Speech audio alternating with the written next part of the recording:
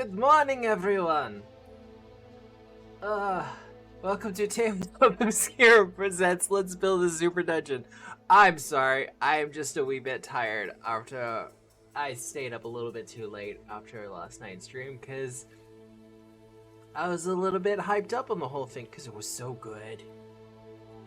It was such a good time. I mean, the VOD for it will probably go up onto YouTube tomorrow morning, probably. And if you missed it, I highly recommend you keep an eye out for it. Because it was a fun time. Dan was a great guest. And we talked a fair bit about the Pathfinder 2 remaster stuff that's on the way, and we talked a lot about the kineticist. And we didn't even manage to get to the spells or the items, which is one of the things I really wanted to touch on. Because there's a lot of interactions that are happening with the spells and how it's showing what they're going to be doing with the remaster going forward. Otherwise, I got a code from. This is not sponsored. I'm declaring it open and honestly now. This is not sponsored or anything, but Damien from Imaginary Adventures was kind enough to give me a 15% off code for anyone's first purchase on the store. So if you're in the market for any physical products for your tabletop role-playing game needs, let's try that again, shall we? I think I need more caffeine. I sincerely suggest that you go and check it out. He has stuff for D&D, for Pathfinder 2nd Edition. He also has the pre-orders up for all the currently announced products for Pathfinder 2nd Edition. I haven't seen whether he's got any pre-orders up for any of the Starfinder stuff, but I think that's a little bit too soon as yet. But I will also say that he also has a massive catalog of 3D printing stuff. So, not like the digital files, but he has a catalog of 3D prints that he can print out and have sent to your place. So you don't need a 3D printer or anything like that. I got a dinosaur from there that I have sitting here waiting to be painted. But it's the eternal thing of anyone who's into painting miniatures, where you have more miniatures to paint than are actually painted.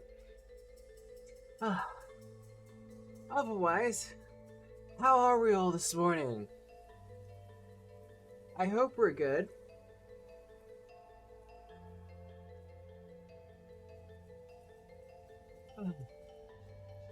I'm tired. But I think I said that already. So, I'm just doing a couple of... No, I wanted to the back. Because I saw it was poking through and it was not what I was really wanting. I'm just doing a little bit of last minute fixing up for this one.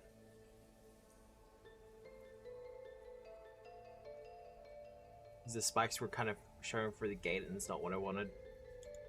Might have to have a look at how to do that a bit better later. Alright, that's a bit better. But I have been playing a fair bit of... Well, not a fair bit. I have been playing a little bit of Baldur's Gate 3 recently. And it has got me thinking about encounter design and about interactable environments. And I know I kind of did this here with the spikes and everything else where you can push people into them, etc. But I feel like that could be taken a step further. And I think I kind of want to experiment with some of that with the next map. So we'll save that. New map. For what I'm wanting, I need this to be 11 by 8. Because for those of you who are just joining us, the idea behind Let's Build a Superdungeon is every encounter room should fit onto an A4 sheet of paper. So 8 by 11. Unless it is a mid-boss, in which case it should fit onto 2 sheets of paper. So 16 by 11. Or if it's going to be a big boss room, then it should fit on... God, why am I make myself do math? 16 by 22. So this is probably going to be a last moderate room, I believe. Let me just jump to Yeah, this is going to be our last moderate room before we jump into the... Yeah, severe. We've almost finished the entirety of the first floor. Can you believe it? Like, I've been at this for what? Almost... This is the 4th episode, I think? My cat's looking at me like, what the hell are you... What were you talking to? Oh, he's looking at his phone. Alright, that's fine. I want this to be pretty open, so... But Matt, you say, don't you hate white box design? And it's like, yes, I do. But we're going to be doing something a little bit different with this. Because like I said, I've been playing some Baldur's Gate 3. And Larian has me thinking about some interesting things regarding terrain.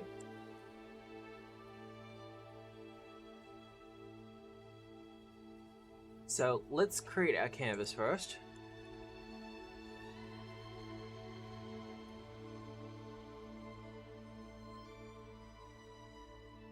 And need a little bit bigger. Also, I've been experimenting with doing time lapses and things like that. So if people want to do, if you want to like see the time lapses of me actually building the dungeon, just let me know.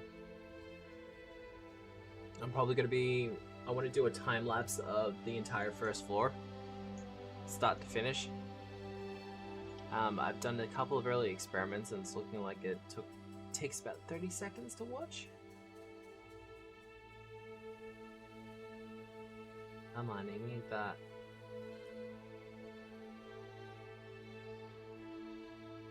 Just a little bit wider. Out.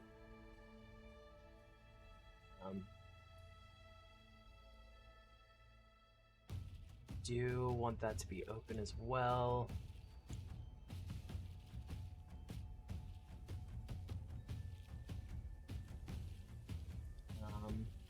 Actually need that to be too wide.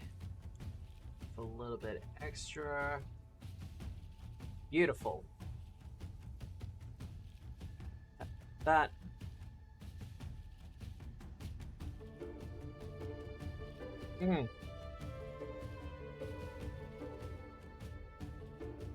Don't mind me just yawning. Bobby.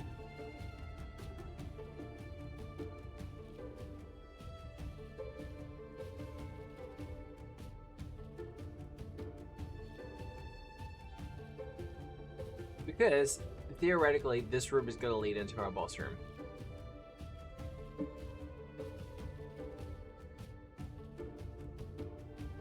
I do want to experiment with something, but we'll see how it goes. Now, to begin with, this is our map done.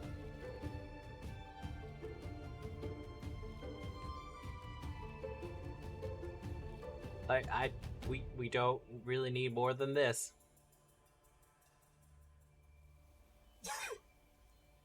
Sorry.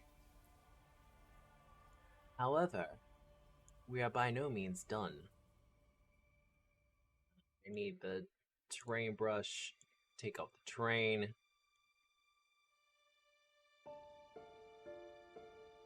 And we are going to save this already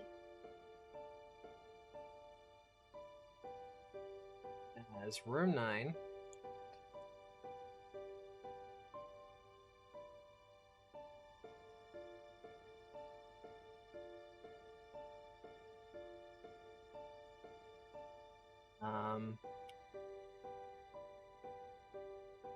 Standoff.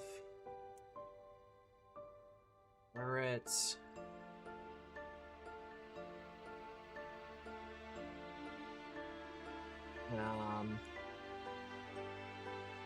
Actually, no, I need to save as.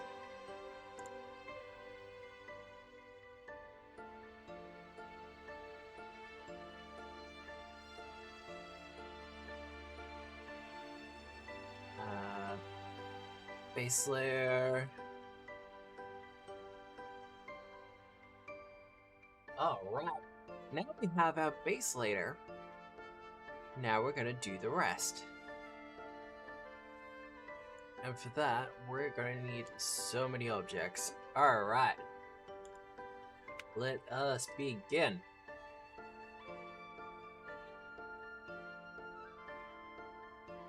No, I need... Table corner could do the job. I'm gonna see if I can find something better, though. Nope. Deck? Okay. Oh, that's not really helpful, is it? We might have to go back to...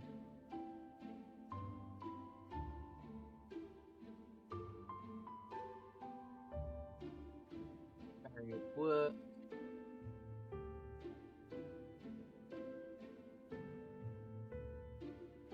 So that's not quite what I'm after. It's close, but this is why I'm considering switching it to Incarnate.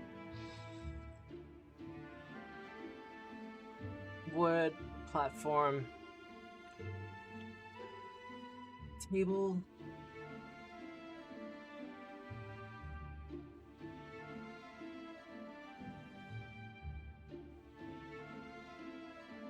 That's right, if you ever need a flat surface to work on.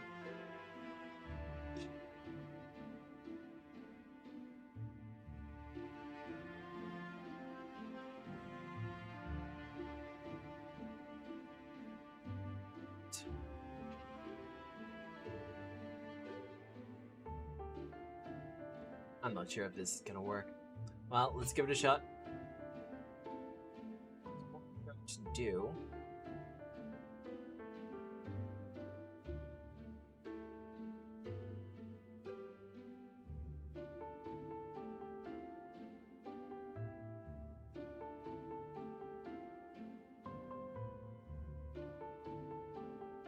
Let's go like that.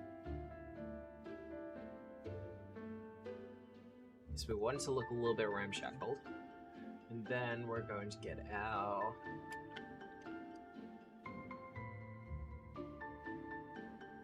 Actually, no, let's just go for the full stone pillars.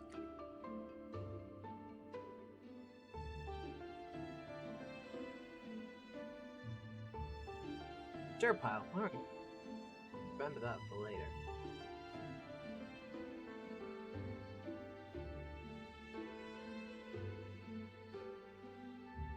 And we'll grow that a little bit.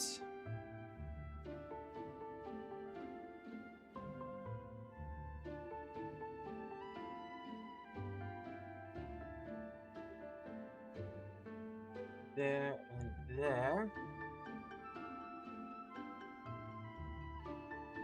So the idea here is we're gonna have some of the enemy creatures on the platform, like up there.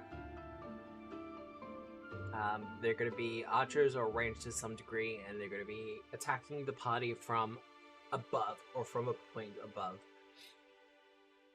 Now, where the whole Baldur's Gate 3 comes into it is built into the mechanics for the encounter that I'll eventually post up on the Patreon and stuff like that. It'll have supports, and the players will be able to target the supports to take them all down. This isn't going to instant kill the archers, but it is, however, going to cause them to take full damage. I will have it in the readout how much full damage that will be. But for the most part, in order to get a little sense of uniformity, that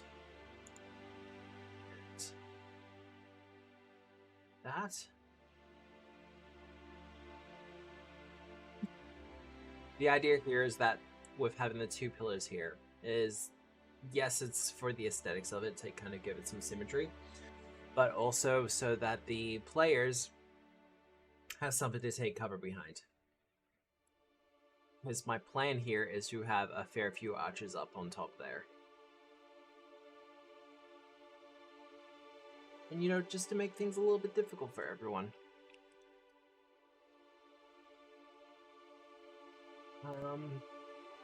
Buried wood. Kind of want a palisade.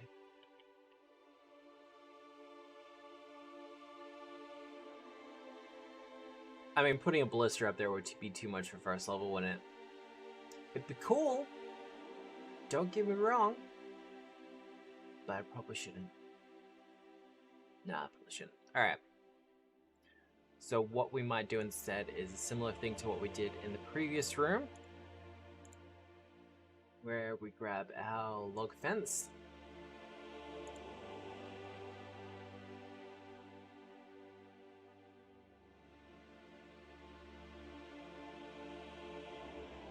And that's about that. As for here, I kind of want to leave this open. The players are going to be starting this encounter room pretty much on the back foot. Like, I don't want them to be able to do too much about it. I want the encounter for them to walk in and the archers begin firing. I'm going to have 1 or 2 fighters or warriors down here to be kind of hassling and making sure that the players don't instantly go and leaping up on top there, because I want them to be interacting with the environment as it stands. All that said, let's go back to our objects, because I want a fire. We want a wood fire. Where did they get the wood for all this? Don't worry about it. It's fine.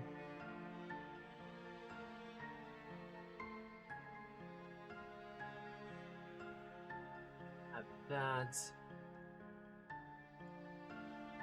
And I want some specs.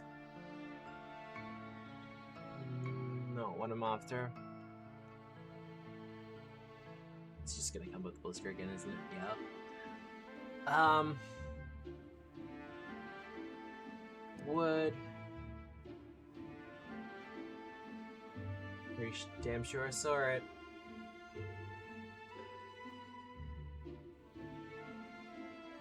I was looking for something.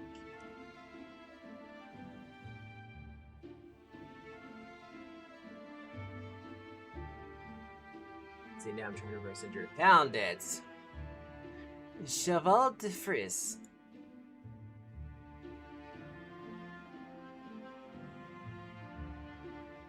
You know what this is starting to remind me of? It's starting to remind me of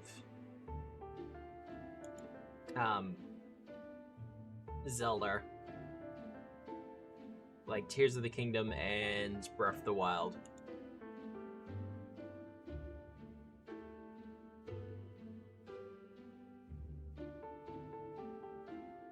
I mean, that's pretty much done.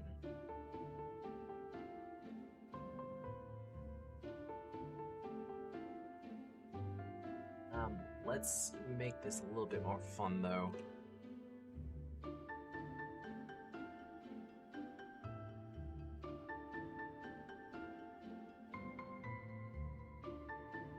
Just kind of start spicing up a little bit, because I want it to feel lived in.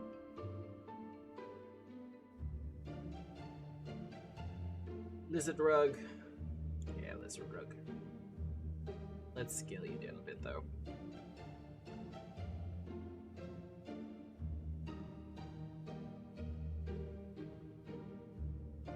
Take off the snap.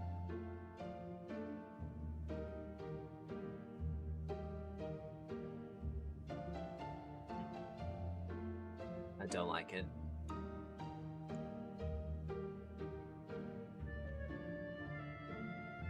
And back to the objects.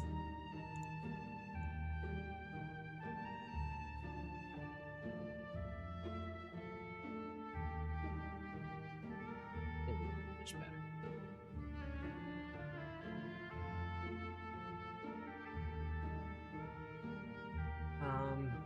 Do I want to do anything else? I don't think so. Like, I think that's pretty much done.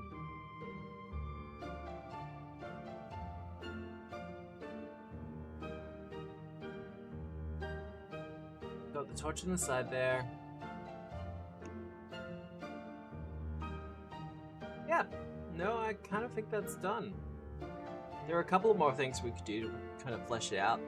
By having the palisade walls going around the sides and having a little bit of a gap on either side, it gives players an additional option if they don't just want to kind of bronze on through. That, for instance, if they have a rogue in the party, the rogue can make their way around and kind of climb up the sides. That will require a squeeze, but I don't think there's going to be a rogue alive who will matter that much. However, I'm just going to grow that out a little bit.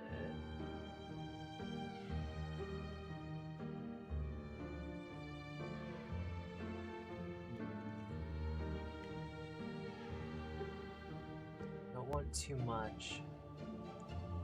There we go.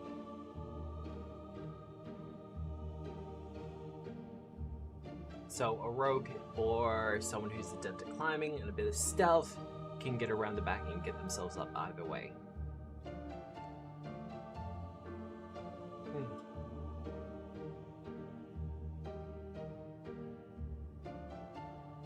Alright.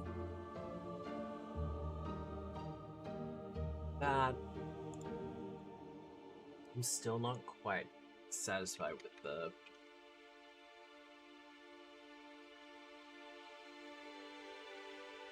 weapon shelf.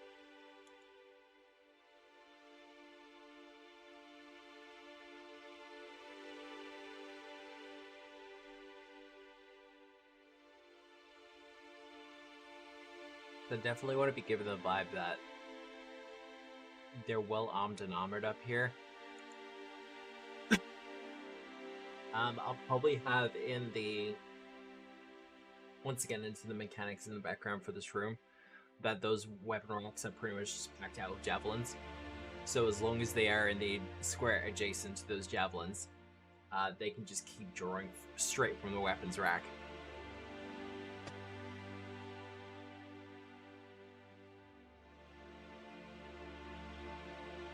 What's the cannon look like? Okay, that's pretty cool. Alright. Weapon ranks, stuff like that.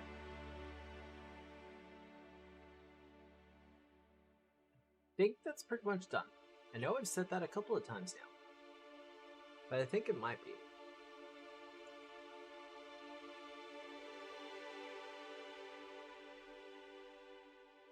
Ah.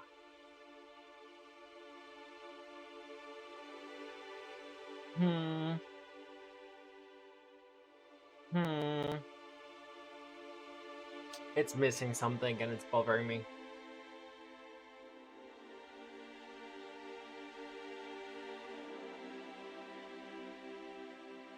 But the idea is that this is supposed to be a highly defensible position.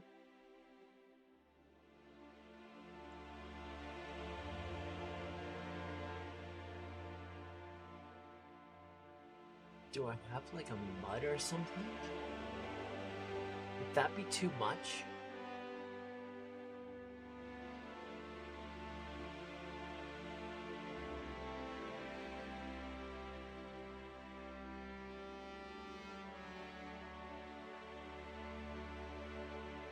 So, well, no, I think I'm overthinking it. We have the water.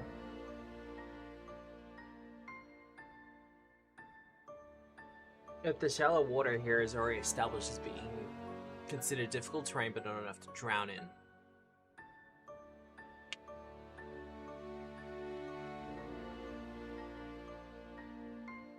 Okay, we can extend it out a little bit.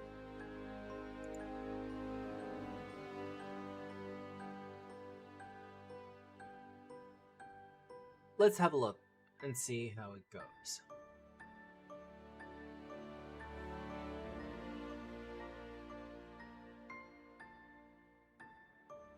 And I will be the first to say, don't worry about straight lines, especially when you're doing bodies of water and stuff like that. Nature rarely sticks to straight lines. Symmetry and things all fitting into neat squares and things. That's a human thing.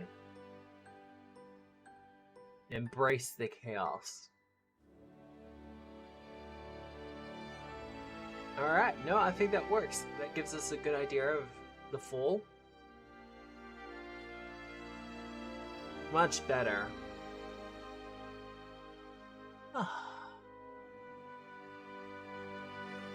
Hainan's on. Honestly, I think it's a bit better to be crooked. Like, not in the corrupt way, but you get my meaning. I'm still waking up.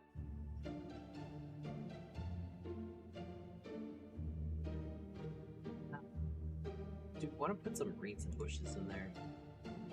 Because I don't want to make this entire thing more cluttered, but...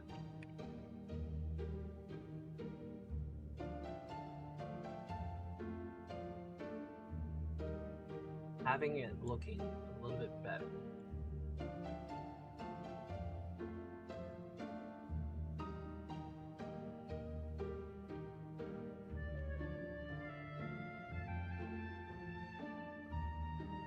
So we have all that. This is looking lived in. Give me some dirt.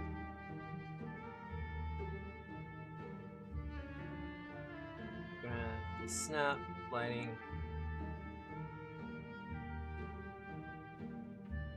Shadow off, that's what I want.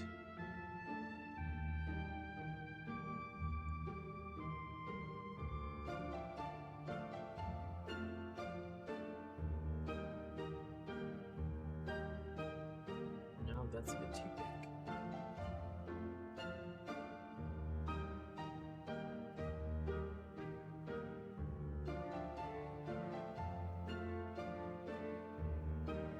So I want this area to definitely have a kind of muddy feel to it.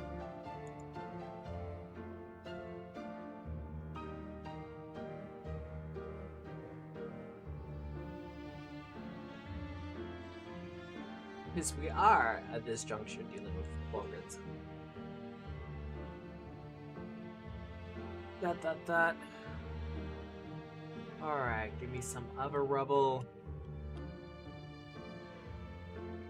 Yo.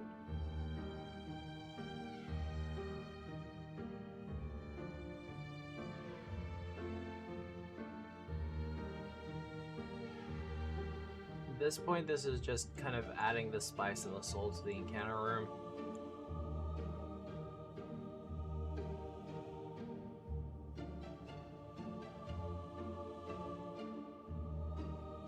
Shift.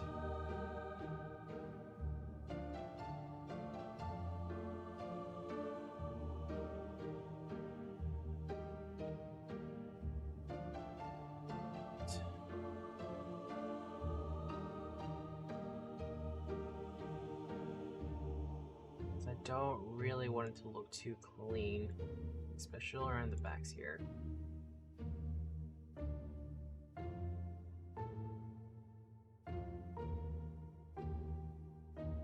Let's go back to our dirt.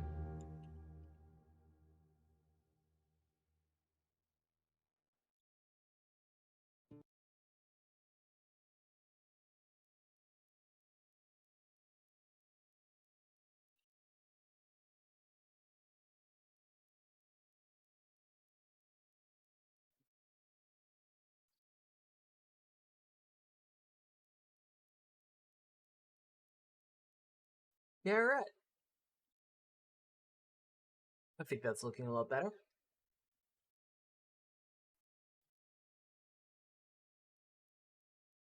Yes, YouTube, I'm still watching-ish. Alright.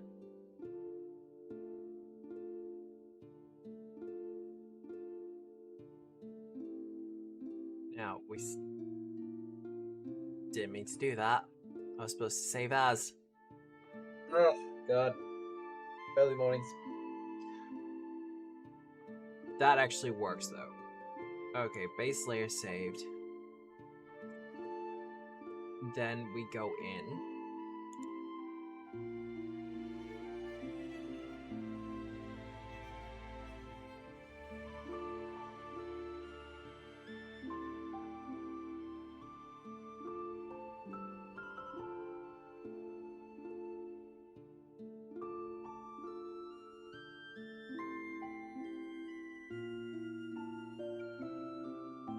This is going to look so weird.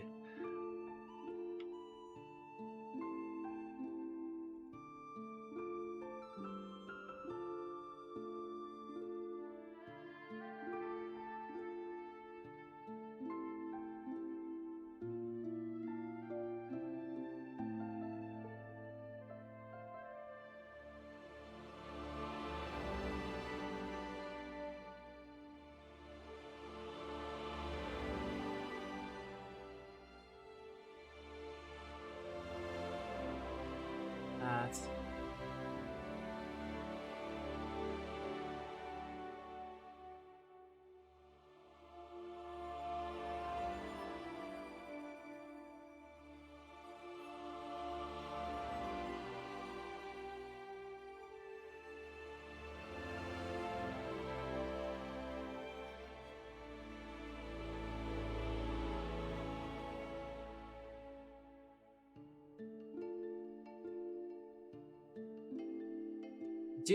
am I getting the point across with this? Because this will be what it kind of looks like once the players have actually taken down the platform.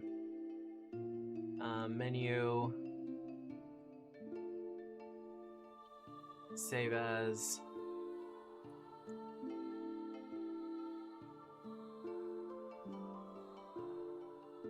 I probably named that wrong, but we'll go bottom layer. That save.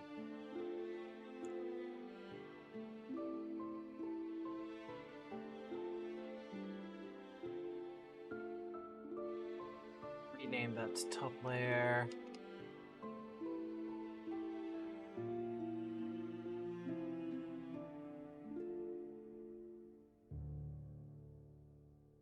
Bottom top. Alright, cancel. Okay, now let's see if this actually works.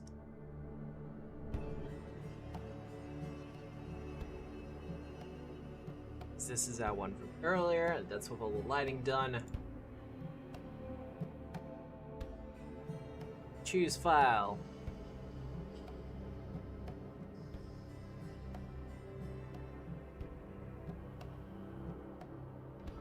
I should probably actually export them properly.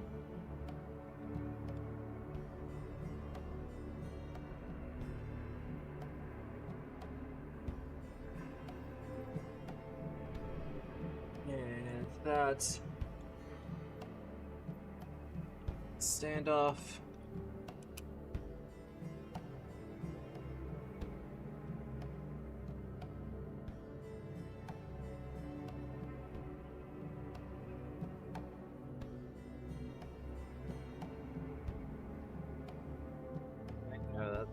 Did I do it as 8? Oh god, it's supposed to be 9. Coffee. Please kick in.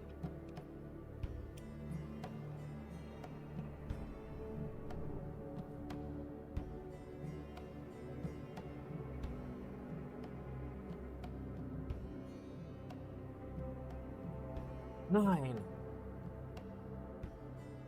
That.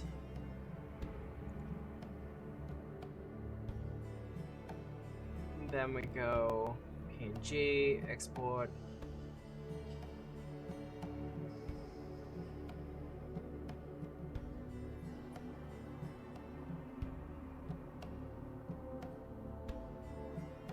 That one.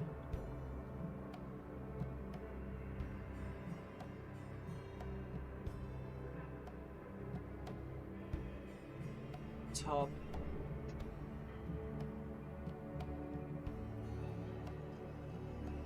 Yeah, I super don't know if this is gonna work. It'll be cool if it does.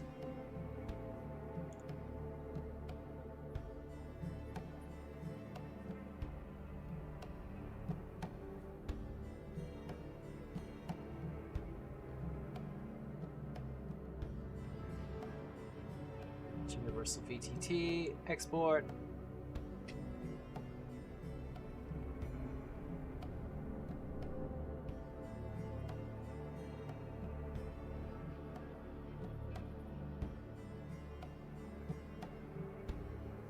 Alright.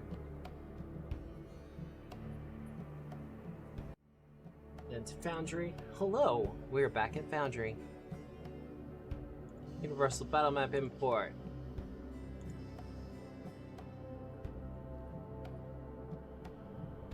Bottom layer.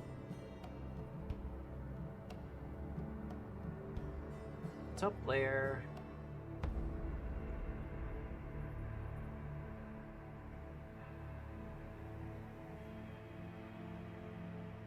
Did they just do them side by side? Is that what happened here? Yeah. Well, that did not quite work the way I was expecting it to.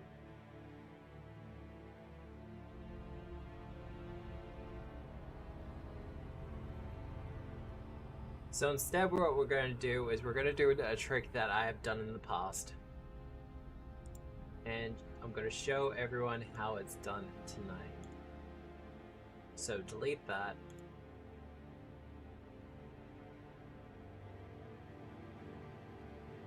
Grab our bottom layer.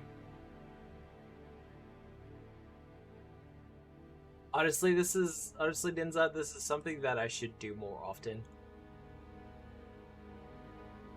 So, we have a bottom layer like this, okay? Looking great, but we want our platform over the top. So what we do is we grab a tile,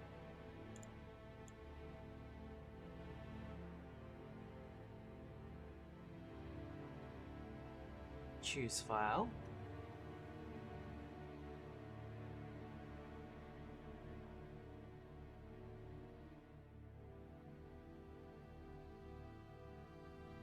oh my god, it's so tiny.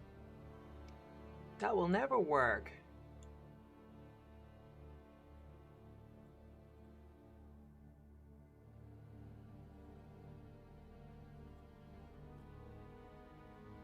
Nice. Simple.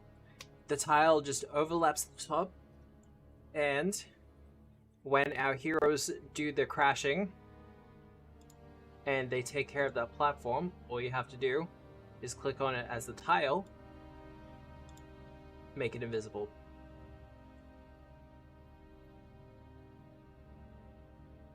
And from the player point of view, let's pull in our tester.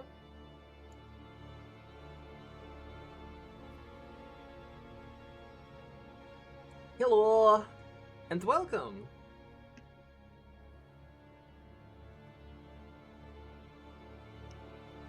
The map's going really well. Second last room for the dungeon. Lighting. Transfer to darkness.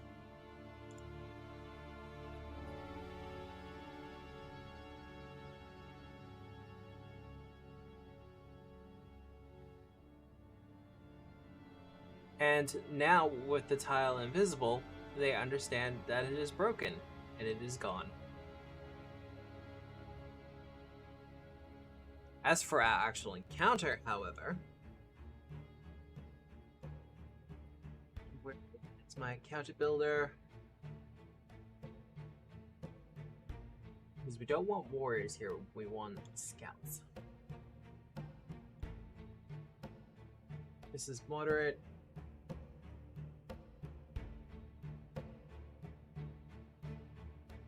Now, according to the actual encounter map, I can have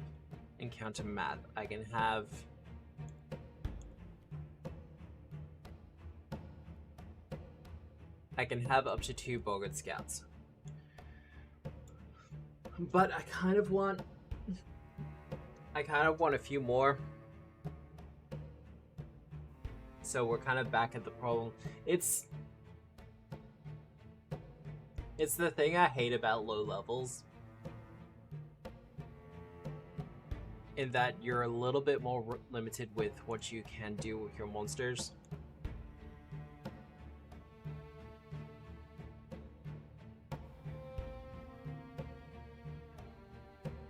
And it's why I try my hardest to not have my players at level 1 for any extended period of time. Like in PF2, it's fine. I remember running Pathfinder 1, and it was always a case of, like, for instance, if you have a wizard and has their d6 hit points, there's a good possibility they could just accidentally die. Like, I was in a first level game once. I was playing a wizard, and there was everything was going fine, but we had a environmental thing where we had to get through a patch of briars. And the idea was you either leap over it or you kind of try to wiggle your way underneath it. I opted to try to wiggle my way underneath it because I couldn't jump, and I kind of dragged myself through the briars. The briars did a d6 damage, rolled maximum on the first one, and died. So had been previously hurt in an encounter.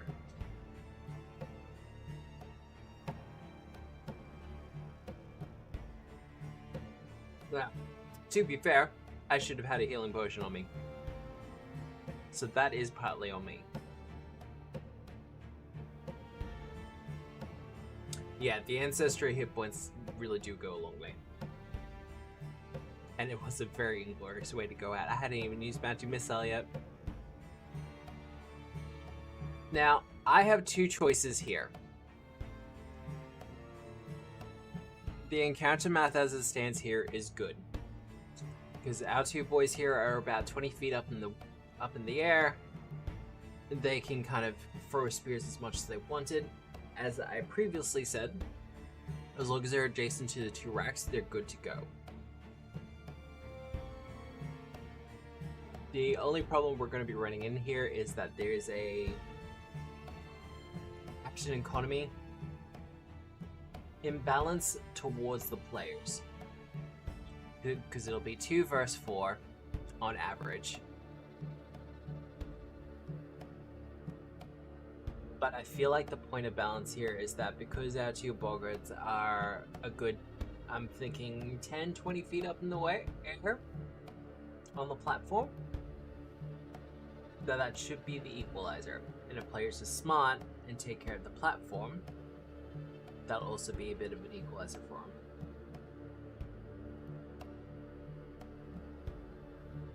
Yeah, no, I think that's good. What is there to hit bonus?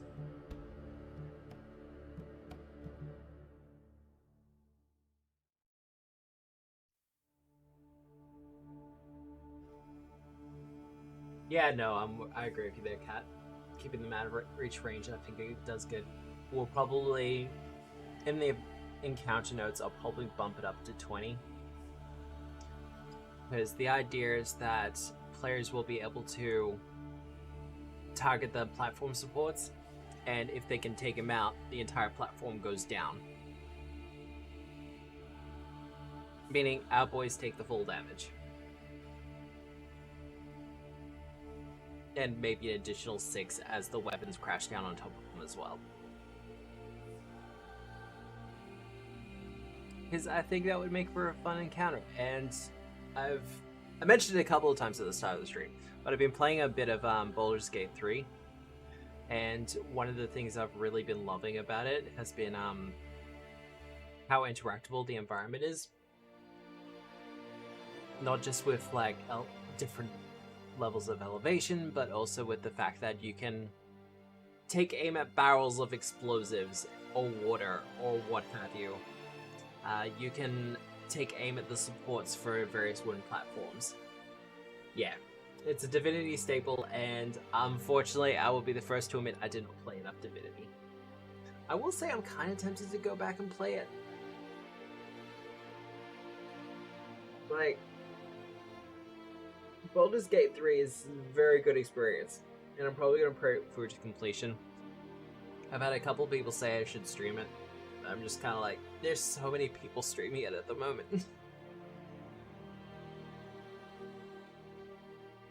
Well, Larian's take on 5e, it's... yeah, which is... I saw a tweet the other day, and it was like, for everyone praising the 5e system in Baldur's Gate 3, don't give praise to Wizards of the Coast. Give it to where the it's actually due, and that's with Larian.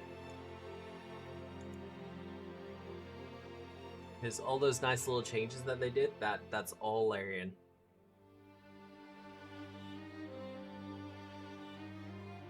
And I mentioned this last night, but the modding scene has already started to spool up for Baldur's Gate 3, and someone's actually added a action economy mod that can give you the Pathfinder 2 action economy. It's like, oh, that's tempting. That's so tempting.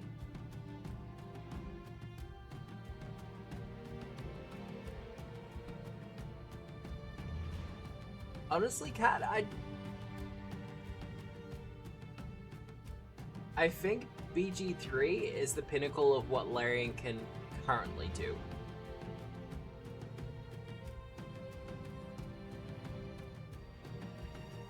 If that makes sense. I do think that Larian was a little bit hamstrung by having to play within WotC's sandbox. Yeah, they can always wow us again. And I think if we return to their world and we get a little bit of an expanded... I'm always a big fan of different ancestries and the weird and wild ones. Like, I play an Anati online.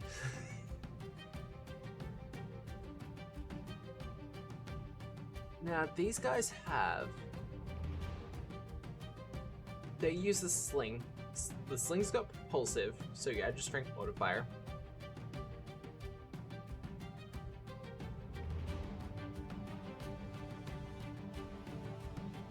So with a +3 strength, they're adding +1 to the damage. Yeah, okay, so that's all there. I actually kind of like that. Terrifying Croak's good.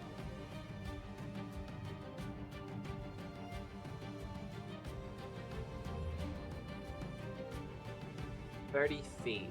Let's measure that out. Pretty sure.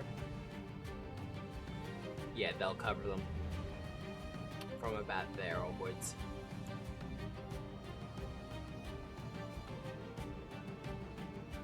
The other thing I wanted to check out was tongue grab.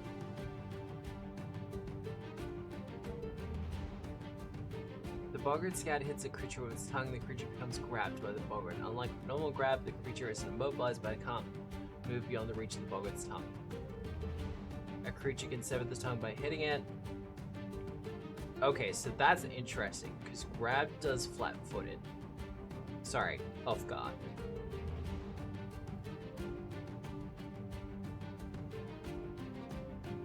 So what our Boggarts can do is they can do this terrifying probe as the players kind of enter, and then as they get close, they can start using the tongue grabs.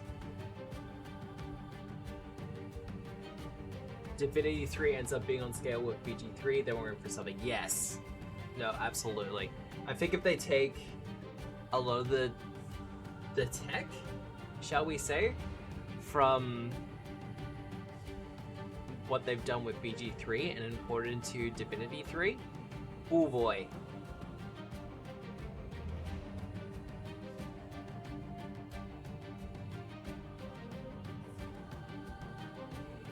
I'm actually pretty happy with that.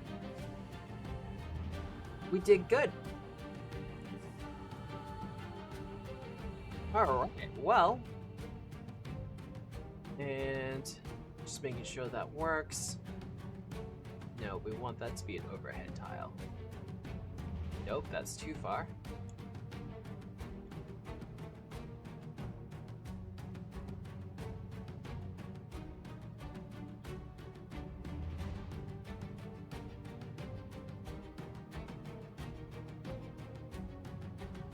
I'll have to see how that looks for an actual player, because I'm pretty sure players would be able to see that.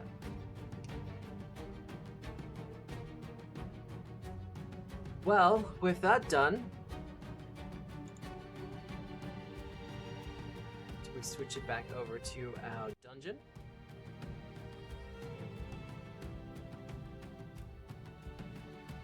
Time for a truly huge map. I want it to be wide. Um, hey, bye. Alright, lost it. 1 second. 11 by 8.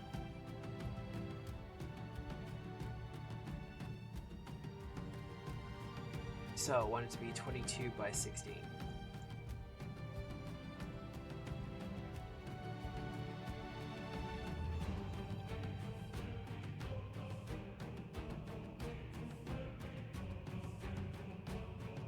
And this is going to be our boss room.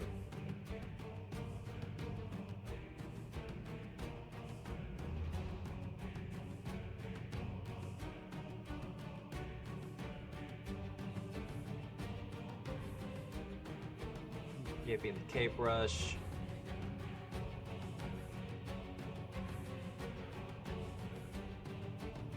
It's again, much like the upper room, we're just gonna create an open canvas that we can work with.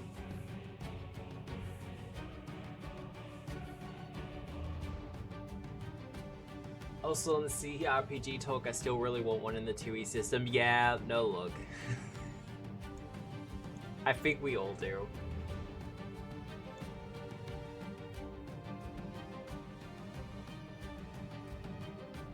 Interesting enough, it's probably gone live now, but the other night I played Quest for the Golden Candelabra on stream.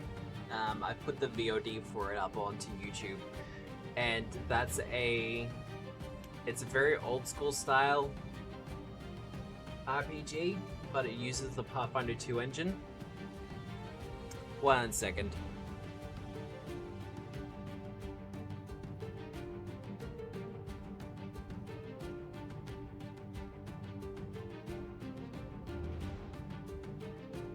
Housemate randomly knocking for no reason. Very modest looking, but it does work well. Yes. I mentioned it on stream, but I feel that if they did a Kickstarter or something, just to bump the graphics up that singular notch and get some custom artwork for the whole thing, it would do really well. That said, hey, Larian, if you could do a Pathfinder 2 game, I'm pretty sure there's a lot of people who would super appreciate it.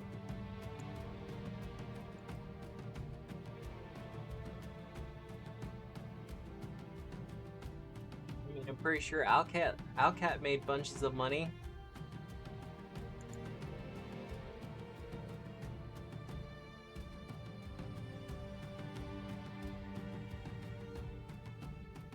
Do it as a side project. Everyone would love you.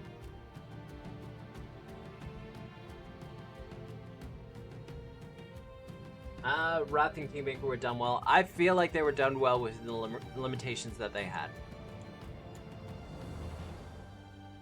And that is my very, coy way of saying I don't like the PF1 engine anymore. I struggle with it so much.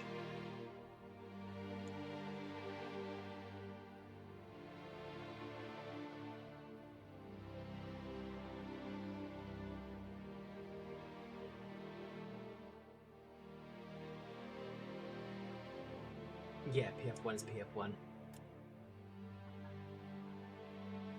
Larian has a lot of suitors at the moment, plus their own projects, yeah. And Paizo does not have the money to do self-funding for that kind of thing. They don't have the money to pay Larian to do it. That's why they do licensing and stuff like that.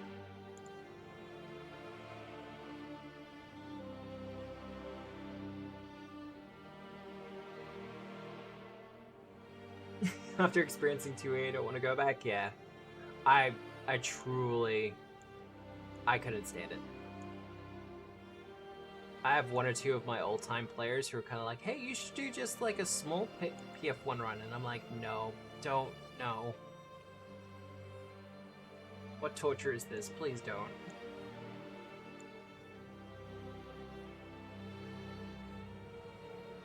Wrath of the Righteous lets you play a swarm that walks. They still have that over 2E. Well, 2E does actually have the creature, the worm that walks. I don't think it has it as a player option at the moment.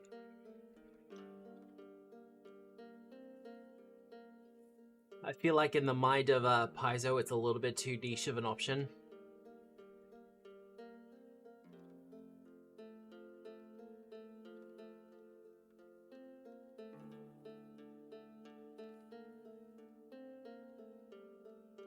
The swarm domain is quite sad.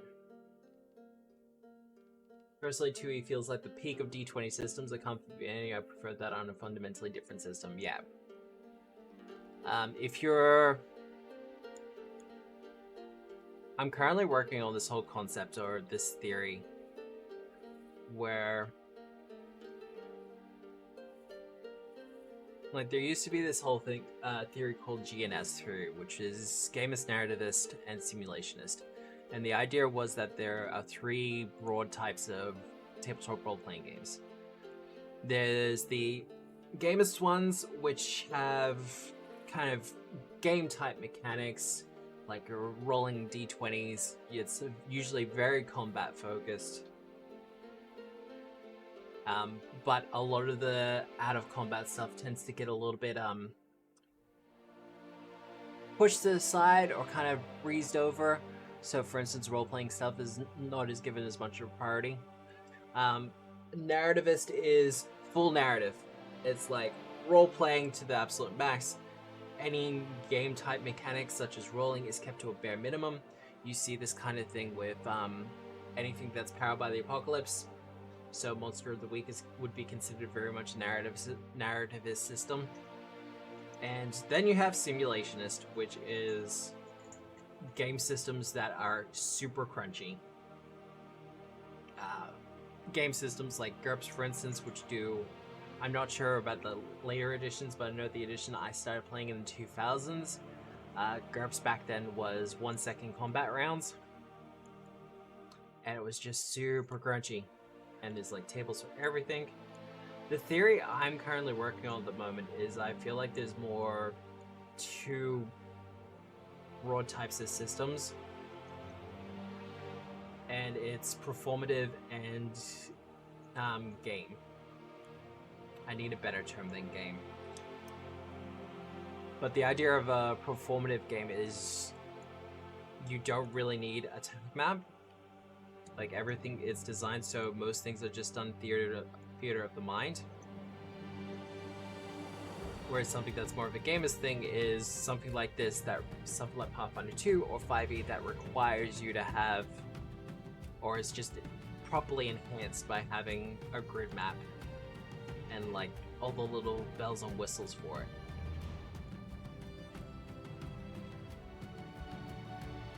And this is when I do the thing like normal streamers where I forgot where I was going with all this. Ah, yes, peak. I feel like Pathfinder 2 is the peak of that kind of design. Where the TAC map is meaningful, where your combat actions, what you do in combat, is also extremely meaningful.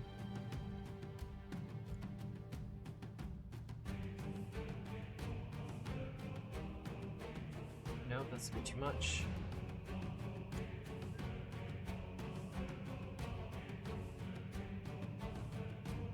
Yeah, having played Star Wars FFG, they don't have a real movement system, but ranges that you move between. You'll find that's a pretty popular sentiment. Cypher does it as well. They have range bands for a lot of things. Not just for movement, but also with the ranges for your weapons.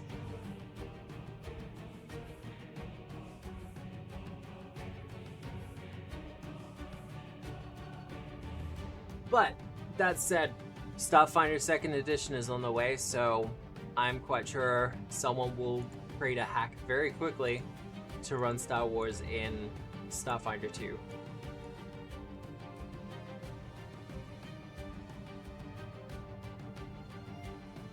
And may the House of Mouse never look upon their works.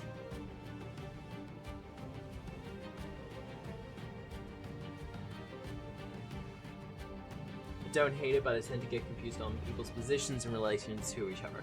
So there's it doesn't get talked about often, but I feel there's a conversation that needs to happen about accessibility when it comes to games, particularly with attack map like what I'm working on at the moment.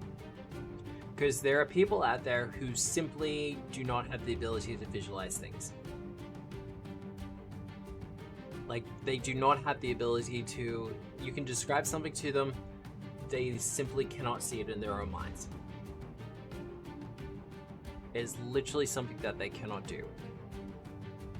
So for people like that, having something like what you see here, having a attack map, something they can immediately look at, identify, this is what I'm doing, this is how I'm interacting with it. That's something that they need. And as much as there's a lot of people who like to shout the glories of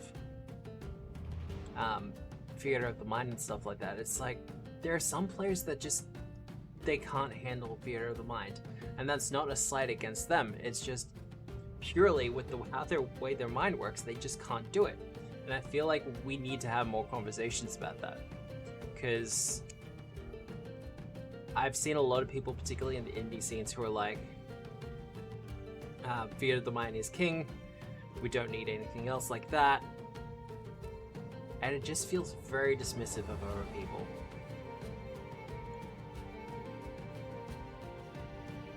Oh, that is too much.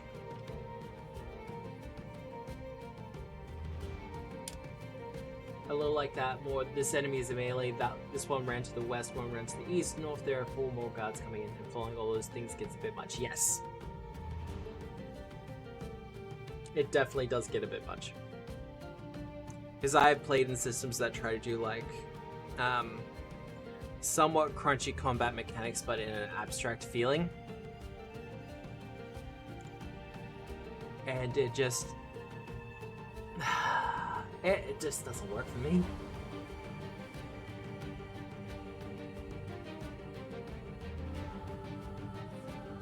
Yes! I have Ryutama on my bookshelf, and it does the classic 4 lines thing. So with Ryutama, I don't think I have a PDF of it. God, I'm gonna get derailed again, aren't I?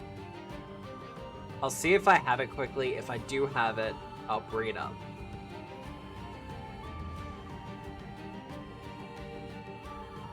Strays. I don't have it. That's unfortunate. I've got it on my shelf as a book. I don't have a PDF for it. Derailing emote. I don't have it elsewhere, do I? No. No, I don't have it, unfortunately. But yeah, Ryutama has a 4 lines kind of sentiment going for it, where you have the back row, front row, the gap in the middle, and then you have the enemy side's front row, back row. And if you're on the back row, you could do ranged. If you're on the front row, you can do close combat type of stuff. I really want to play Ryutama. Like, I really want to run that system. It's so good.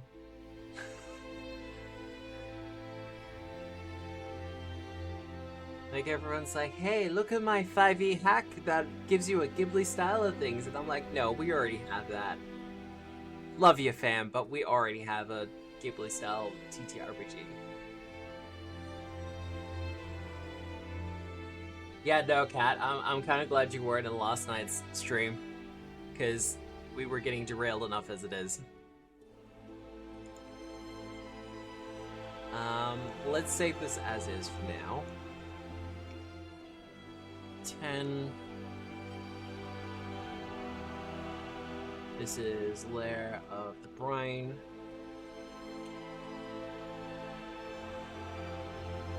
It's gonna be severe.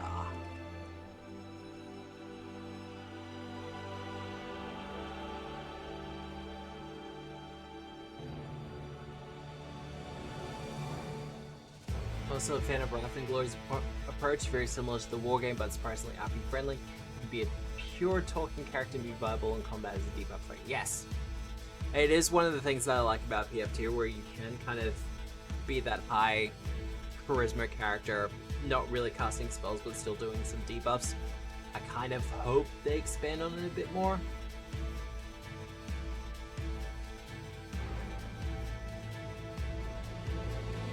I know my friend Dan last night. I know he was working on an archetype. I can't remember what he was calling it. But it was very much about using your talking abilities to do debuffs in combat. That kind of just went beyond the frame.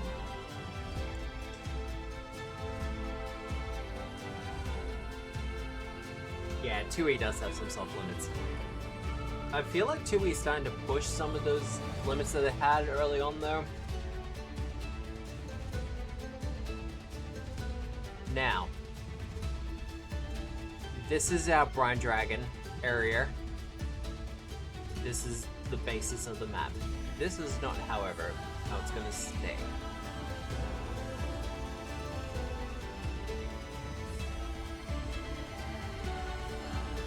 Because what we're going to do...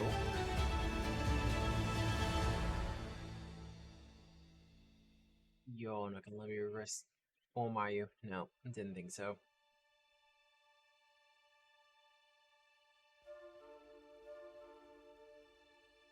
We want the floor tool.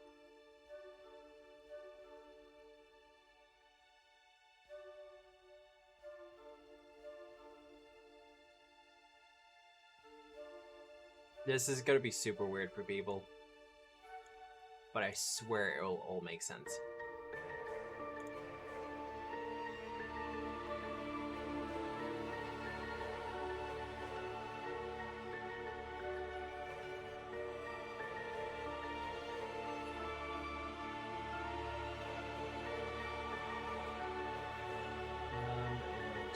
There.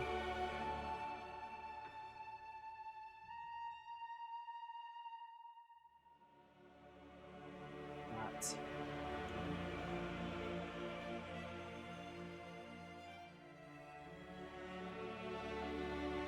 Please be even.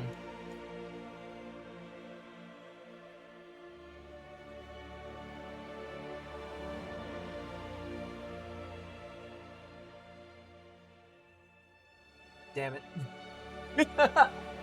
I was hoping.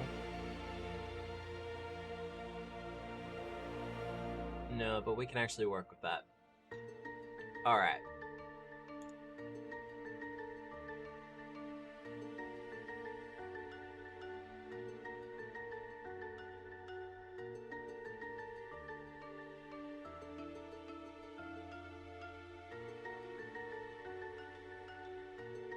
And move that to there. It's the creature that the players are going to be dealing with is a large-sized creature.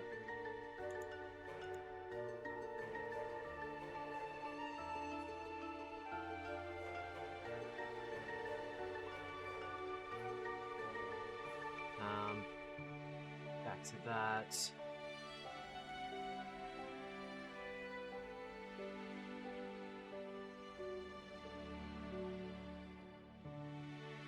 I'm just gonna have to do those back in myself. That's fine though.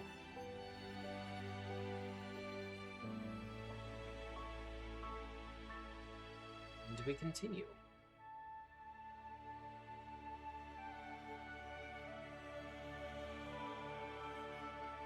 Edit.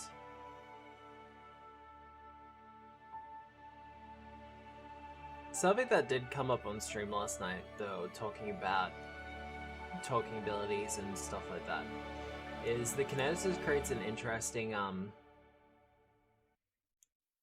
precedence in the fact that it has leveled feats, as in you can pick up a feat at like level 1 and just by picking it up at level 1, as you level it gets more powerful. And that's just kind of built into the class.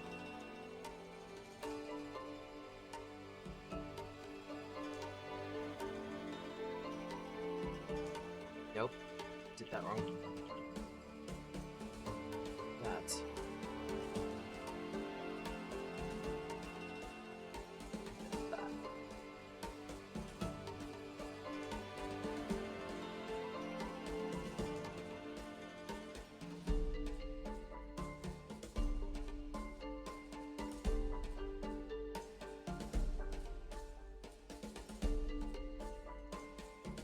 It does make him a nice splash option.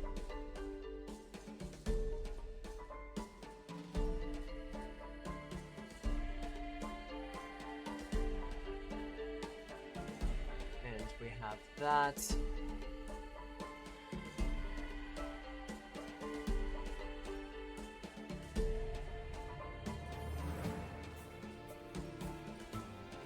Elemental Knights work pretty well with it.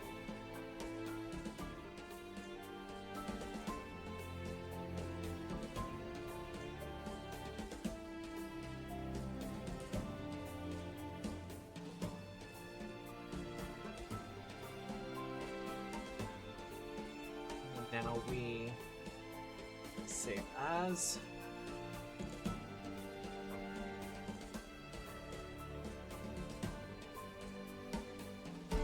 This will be phase 2.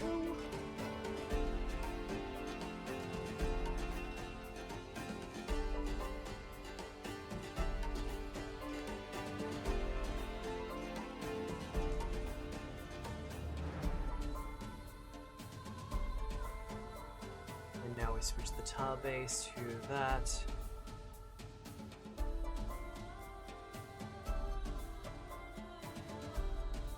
Nope. Need to change color.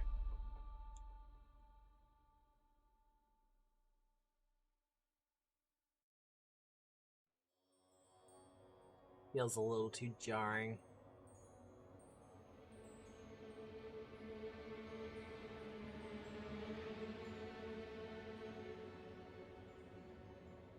Darken it up a little bit. Except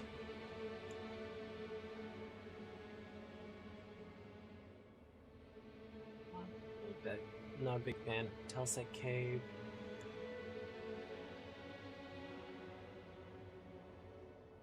Yeah, okay.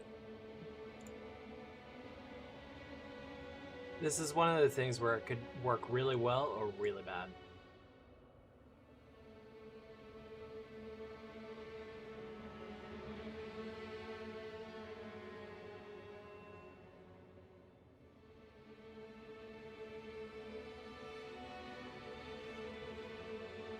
There's only really one way to find out which is which.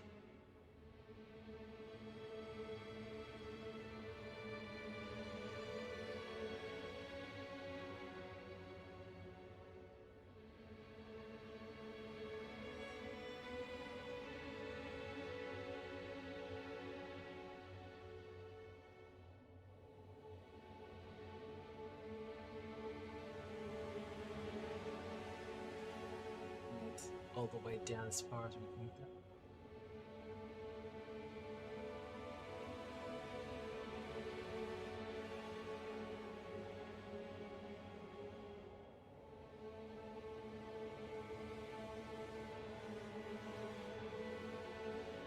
That works well.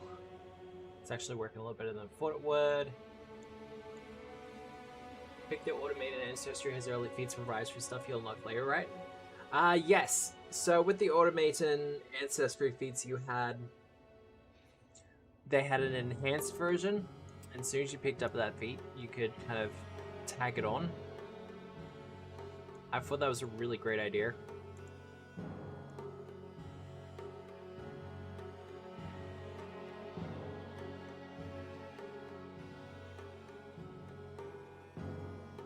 It really creates some variability in the whole thing, especially when it comes to automatons. If I remember right, for instance, with the... You can pick up an eye laser as an automaton. Just by picking up the enhancer ancestry feat later on, you make it better.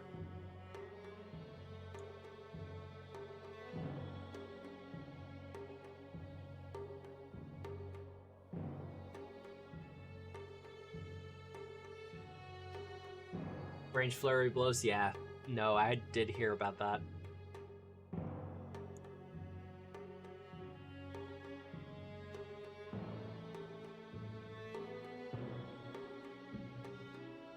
This is not the design intention. It's like, well, it's fun. And that's the important part.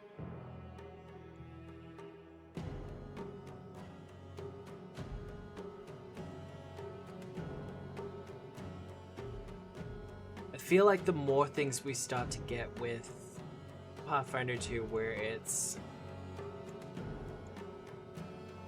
Oh, that's what I want over here. There we go. I feel like the more things we get with Pathfinder 2, where you have variable level gaps for it, the better it will just become. Like, in general.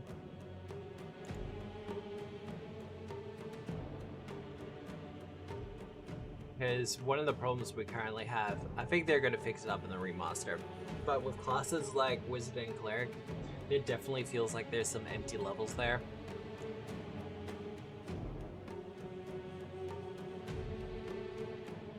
In all honesty, empty levels probably the wrong term, but there's some levels, particularly with the Wizard, where it's like, I could take a multi-class here and it wouldn't do any damage to anything. I won't lose anything here.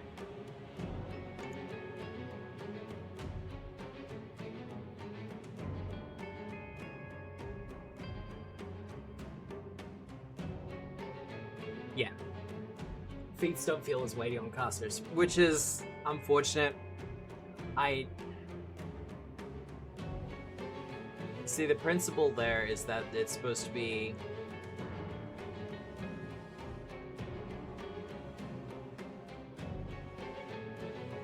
I might just have to put in different ones there. The idea with the caster is that it's supposed to be, the spells are supposed to be the thing. They're supposed to be the point of variability. So you don't get your variety so much in your choice of feats, you get it from the spells that you select. And this is where spell curriculums are going to be absolutely fantastic.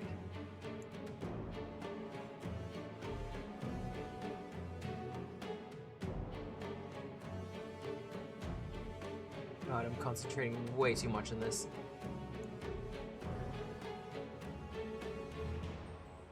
Because the spell curriculums are going to give a lot more variability to the wizard that it just normally didn't have.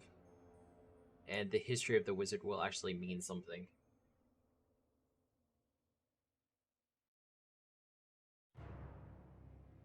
They have cool ones if you have Fantasy Mind, but like I made a Witch Summoner because of Cackle, and that is it. Yeah, Cackle's just too damn good.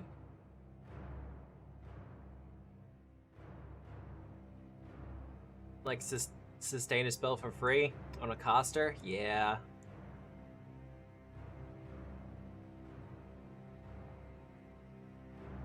I think we all knew how that was going to go. Do you think they'll ever do class-specific spells? It's pretty neat to have it all in traditions, but full casters would get to feel a little more character with some choices, a few unique options, and low fancy feats. So I feel like they were attempting to do that, because there are some spells that are like to a single tradition. Magic Missile, I think, is arcane only.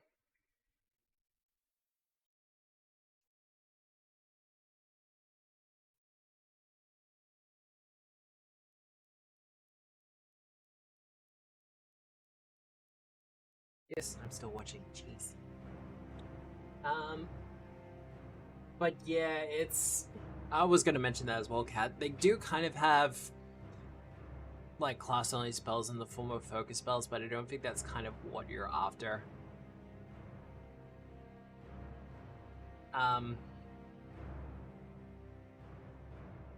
What I would like, and hear me out here, is now that we have somewhat of the limiters pulled off of the focus spells. Yeah, focus spells are a little restrained for the most part. Yeah, no, I was getting to that one, Kat. I think with what the Elementalist has done with their impulses, there's an option to have similar concepts but for casters. It's something I'm going to be tinkering with over when I have the time over the next week or so. But so the arcane bolt just a straight up does a d4 plus 1 damage. I currently have it as a cantrip. But after doing that little bit of a deep dive into the kineticists last night, I'm kind of thinking, like, just casually, it could be just a class feat, yeah?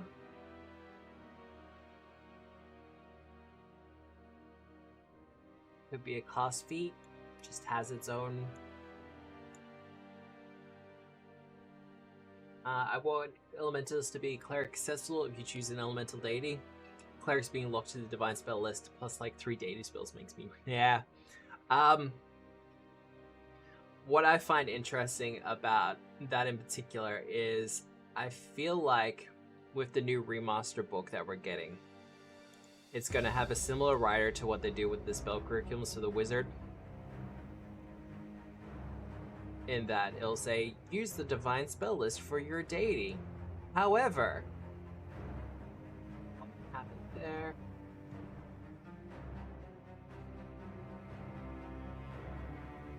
Here's the divine spell list for your deity. But if you as the GM and the player feel like there are spells that aren't on that list that should be, then here, use these. Or feel free to add your own. It's fine. I hope so. I'm playing a cleric of an illusionist deity and have only like 3 illusion spells. Yeah. I've had people who have considered playing a cleric of samurai because, you know, fire good. I'm just gonna have to manually do the rest of this. It's fine. And they've actually been very surprised with how limited the spell list is. Because fair cop, they feel like things like Fire Wisp should be an option. Because it just kind of makes sense from the point of view of a cleric of fire.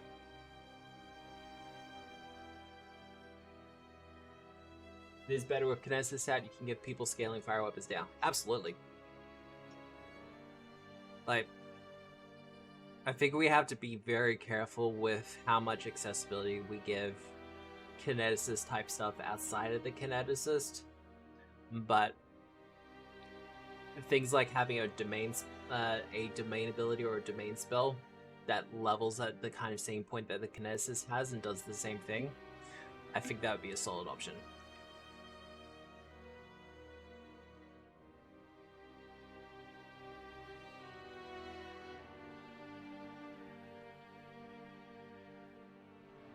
They give us a fire weapon spell that's divine accessible. Yeah, okay.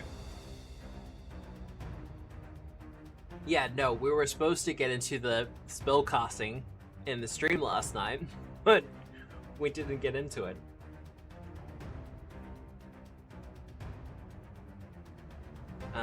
Objects.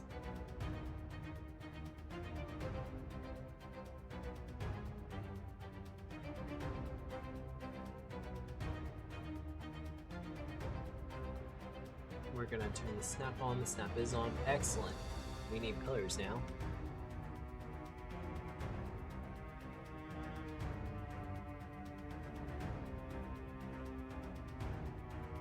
I did talk to Dan about getting him on again for another stream. He is super keen for it. It's just all depending on how his schedule with things is going. And we've already had a slight discussion of what we want to do. We're considering we might wait until the recently announced play test classes are out.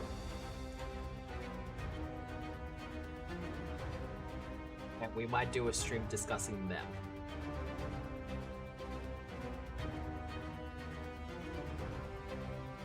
Oh, where's my floor tool?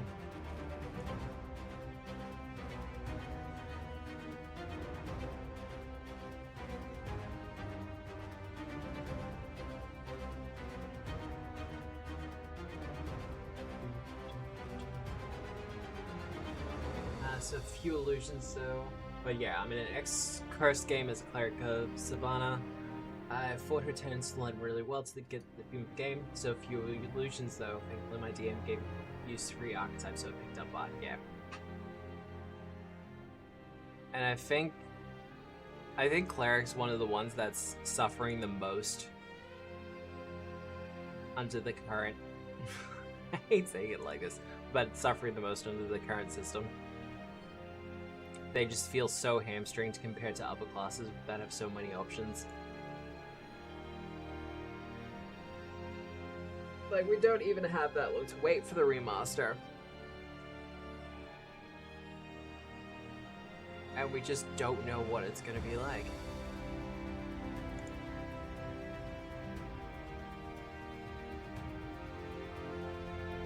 With that, you say, why are there so many pillars?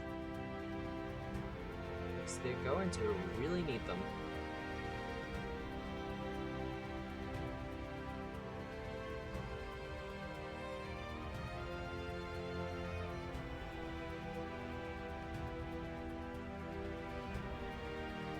Actually have a skeleton for a custom class based on cleric, yeah.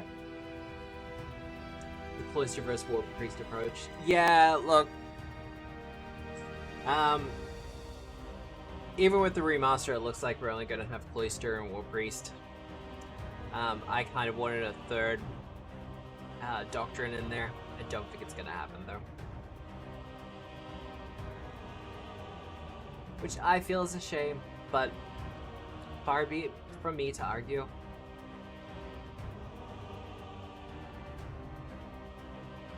So, fun thing about the take cover action that most people do not know about. It aids your reflex saves as well.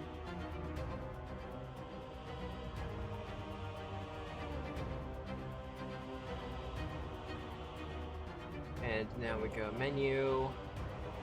Actually, no, that's not quite done yet.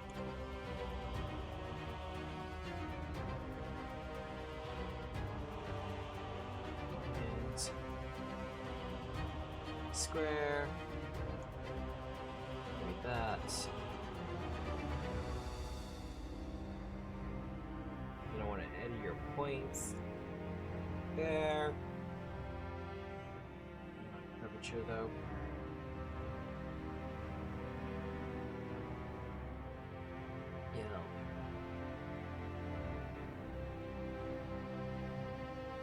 It would be nice, but I do like the idea behind it picking one of these to be a martial caster or a pure caster.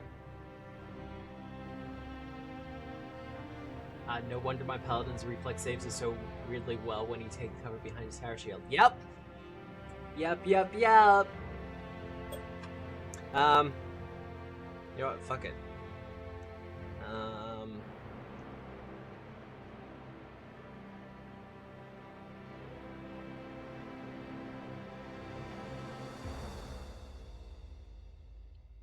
Where is my back matter appendix?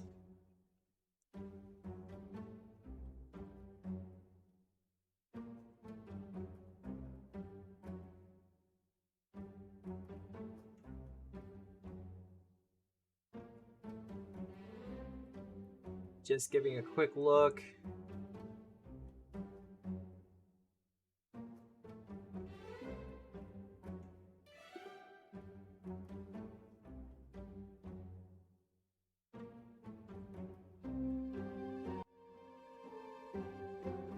Yeah, no, we're gonna look at this. You press yourself against a wall or duck behind an obstacle. If you would have standard cover, you instead gain greater cover, which provides a +4 circumstance bonus to armor class and to reflex saves against area effects, and do stealth checks to hide, sneak, or otherwise avoid detection. So your champion taking cover behind his tower shield is getting a +4 bonus to their reflex save against Dragon Breath. And for our dungeon,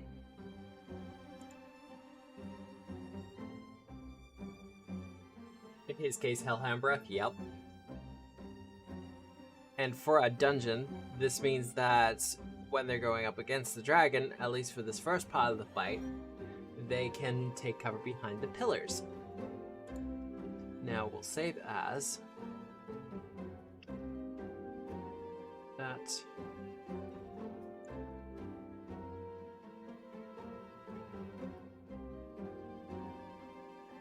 Phase 1.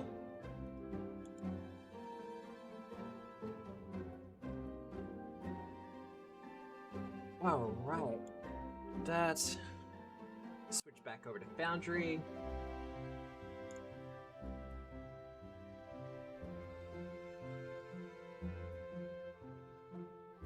I forgot to export again. Because you know I'm clever like that.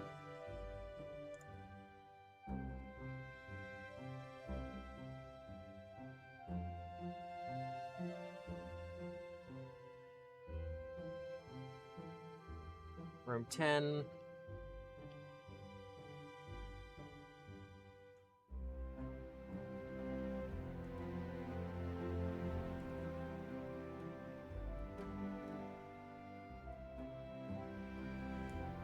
And when on Ruby's stream, she brought up you could just play a druid, which is totally valid, but doesn't give the same vibe as I'm the servant of this god.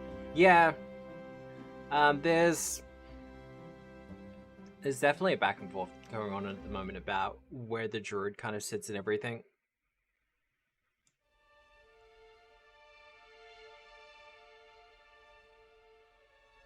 Because they're kind of divine, but they're also kind of not.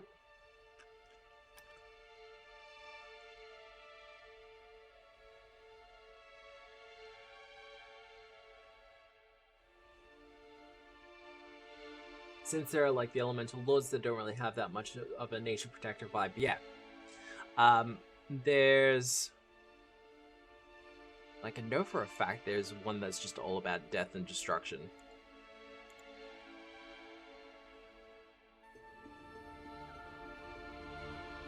I like to think of them kind of like the 5e Paladins champions minus the deity requirement and nature emphasis. Yeah.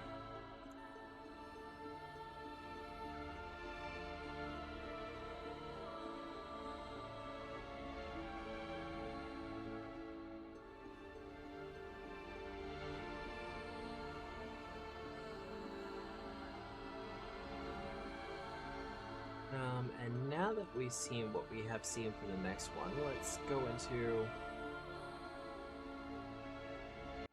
let's go back to Dungeon Draft, because I am actually doing some alterations here. We want our pillars back.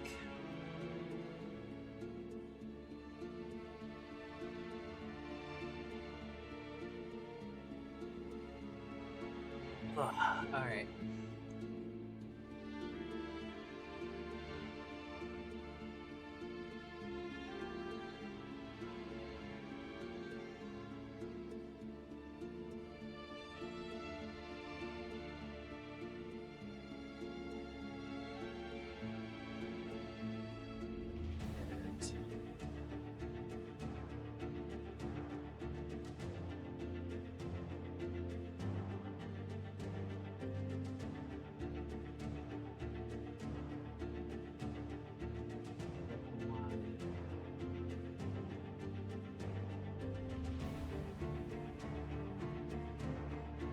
So I'm kind of interested to see what they're going to be doing with the druid in the remaster. I think we're all kind of curious, but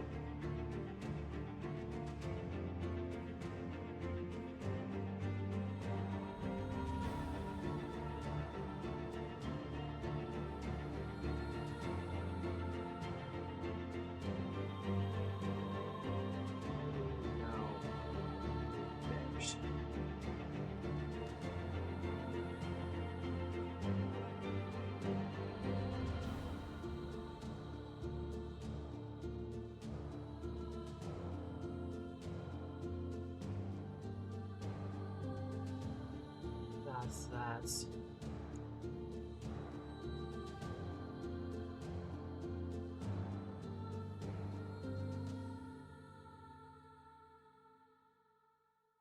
when I hope we see more evil druids like ones of brought to K-Sort, yeah.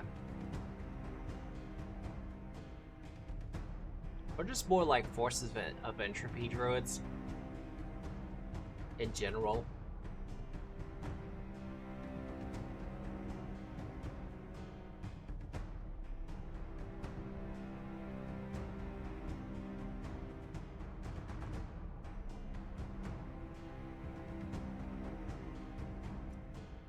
I can tell you that Shifter will not be one of the new playtest classes. Sorry, Cat.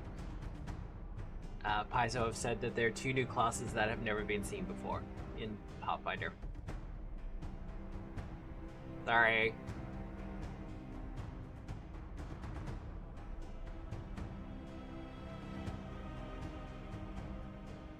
There's a lot of people who really want the Shifter. I think there's... Once again, after going for the kineticist, I think there's some things there that should be looked at to help out the druid with their wild shape.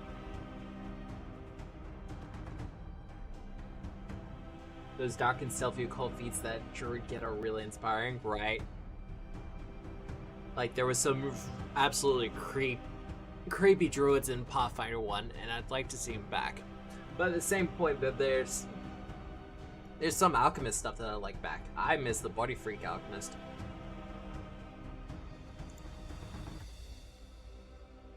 I'll say it.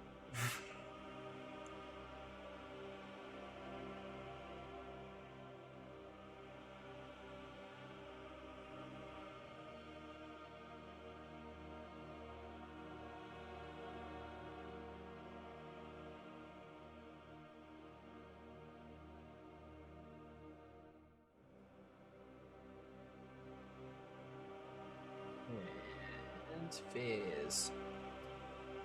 2.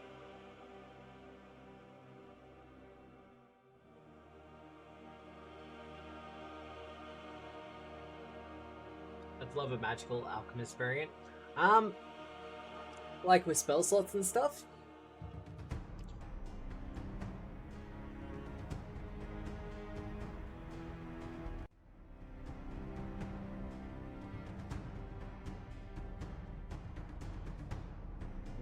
It's that.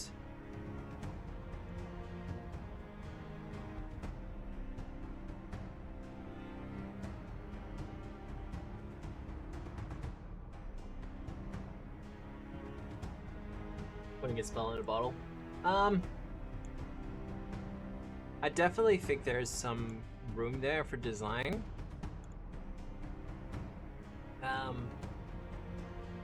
An interesting one would be a Magus subclass that uses potions, like uses bombs and things.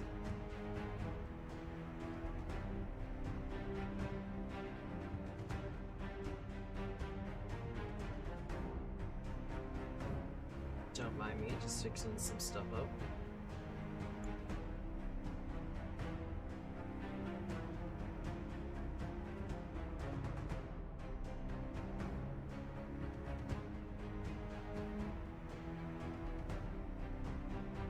Like I was going to say liches. Like witches get the cauldron feat and then now follow up to lean into it. I hope they lean into it more. We have hints of what they're doing with the witch. What I'll do is I'll show what I want to do here. Though I get the feeling most people already figured out what I want to do.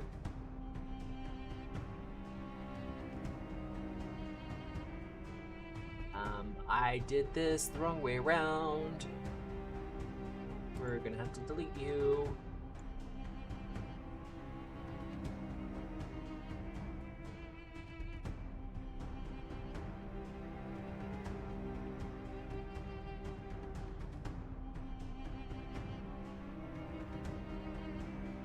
Yeah, Cauldron is a little bit different now. Activate. Move to darkness. Now I have to fix up the walls again.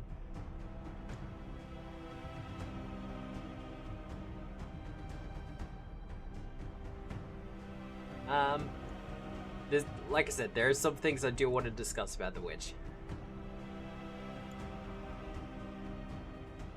Because there's one in particular feature that they're doing with them that I am absolutely loving. And I hope witch isn't the only one who gets the same treatment.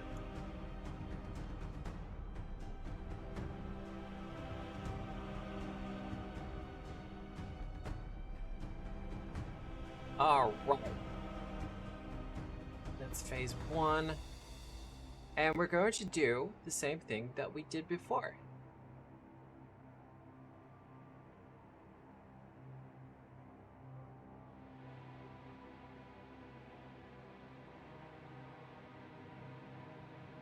We want phase 1, PNG, open her up.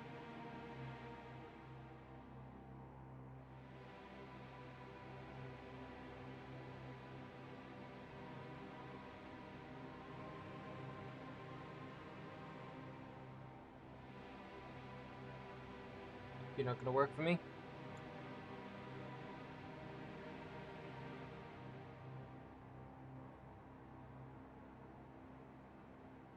That should work better.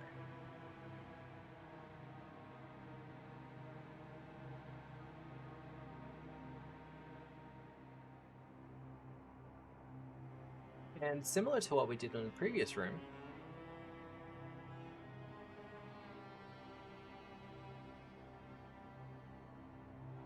if Witch actualizes the fantasy, I'm all on board for it, but yeah, it's sort of the vibe I would want to see with Magical Alchemist, yeah.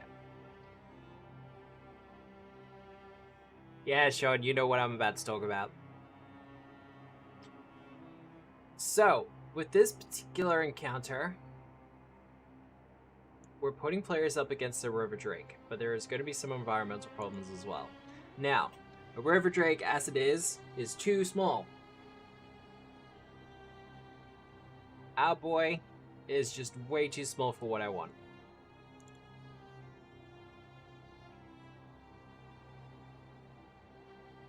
So we're just going to make him large.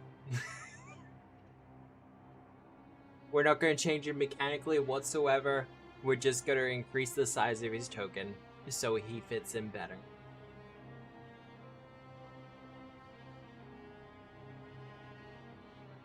Caustic Mucus. So there's our bursting that people can avoid. Otherwise he's got everything else going on. Drop out Testin.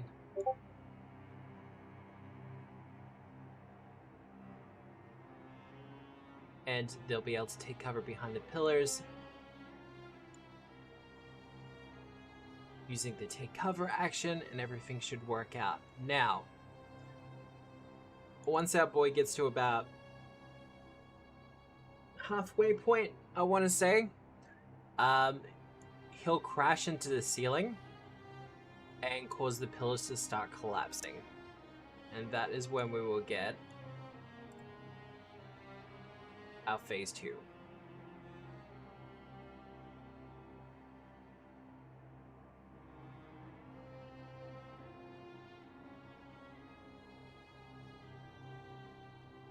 Terribly, just do it like that. And because it's a brine dragon, it can use the ward to its advantage. There was a hellaciously cool river drake encounter in Beyond the Pool of Stars novel. I think it was technically a sea drake in 1E, but should be river in 2E. Yeah. Dragon encounters can be great. But I also think that they need to... Something as iconic as a dragon fight, you really need the environment to work with it properly.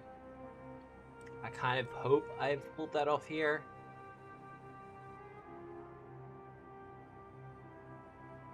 Because on land, our boy only has a speed of 20 and a fly of 50. But if I want him to be like stealthing and moving around quietly, because in here I want the water to be a little bit deeper, so you kind of have to swim. It's no longer just difficult terrain, it's actually deeper water.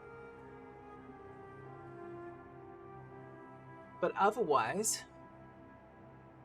because he is creature level 3, that puts him 2 levels above.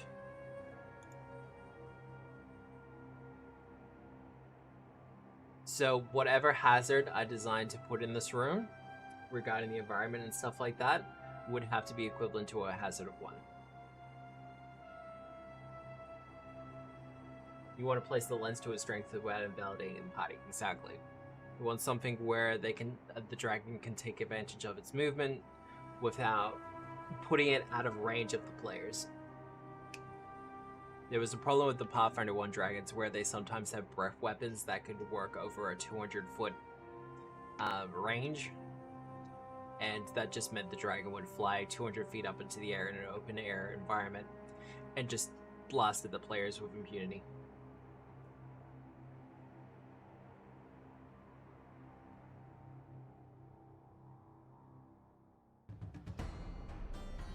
But that's it. And that is also our first 10 rooms done. 4 low, 4 medium, 1 mid boss, and 1 big boss. Dragons are one of those few where I think actually work really well as solo encounters because they have things to mitigate the action economy differences. But yeah, that's our first floor done. And as promised, we should probably talk about,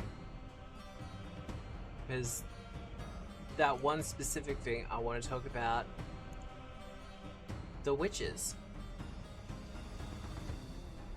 It is about midday, and I kind of had a late night last night, but we have finished the first floor of our super dungeon.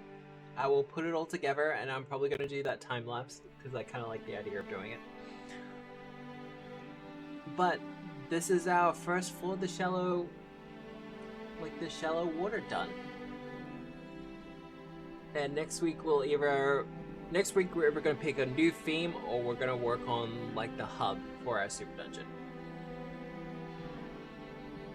Otherwise, we might end it there, because I'm probably going to take a nap after lunch or something. But this has been Tabletop Obscure presents Let's Build a Super Dungeon for Pathfinder 2nd Edition, and quite honestly, any of your dungeon building needs. I'm probably going to also do a little bit of some in-between rooms as well, like hallways and stuff like that, but I'll let you know how that goes.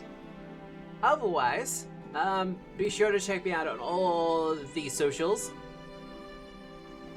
I'm on Blue Sky, Twitter, Mastodon, all those other fun things.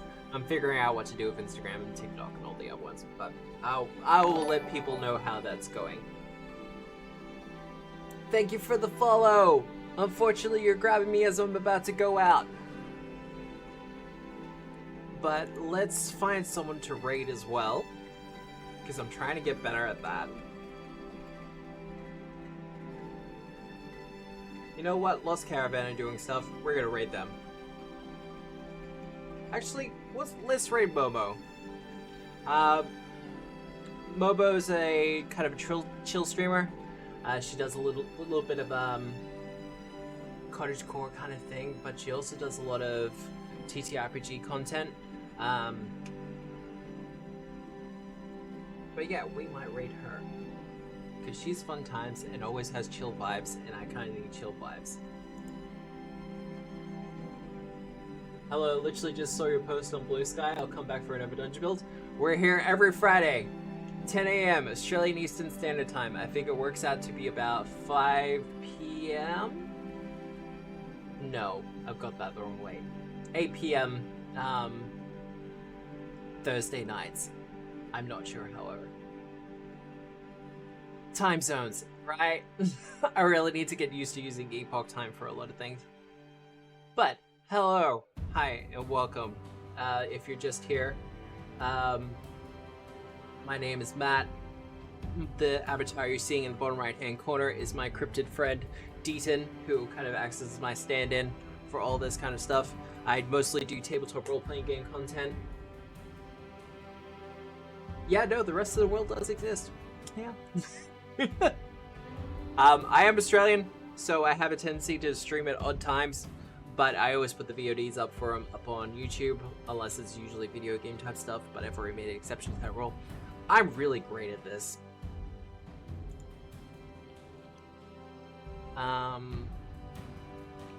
Momo, O'Brien.